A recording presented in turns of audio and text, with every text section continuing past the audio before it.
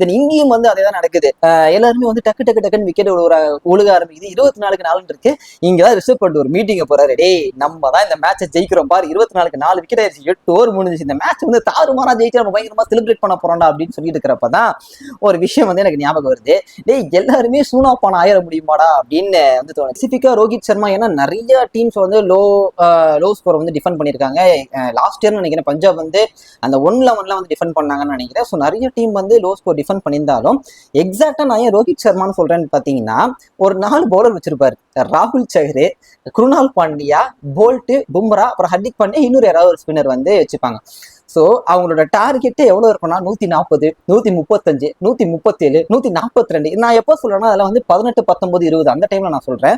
இந்த ஸ்கோரை வச்சு கண்டிப்பா தோத்துருவாய் அப்படின்னு நினைக்கிறப்ப நல்ல அந்த ஓப்பனிங் ஸ்பெல்ஸ் வந்து சூப்பரா பும்ராவும் போல்ட் எல்லாம் போட்டு இது பண்ணுவாங்க. அந்த 8 ஓவர் வந்து நடுவில் வந்து ராகுல் சகரையும் குருணால் பாண்டியும் வேற லெவலில் யூஸ் பண்ணுவாரு. அப்படியே டைட்டா போலிங் போட்டு அந்த மேட்சே வந்து ஜெயிச்சிருவாங்க மும்பை இந்தியன்ஸ். ஒரு மாதிரி எப்போ இந்த ஸ்கோர்ல ஜெயிச்சிங்க அப்படின்ற மாதிரிலாம் தோணும். இது வந்து மும்பை இந்தியன்ஸ் அப்படிங்கிறத தாண்டி ரோஹித் சர்மாவோட கேப்டன்சி அப்படின்னு நான் சொல்லுவேன். அது வந்து எனக்கு பர்சனலா அந்த டைம் ஃபீல் ஆச்சு.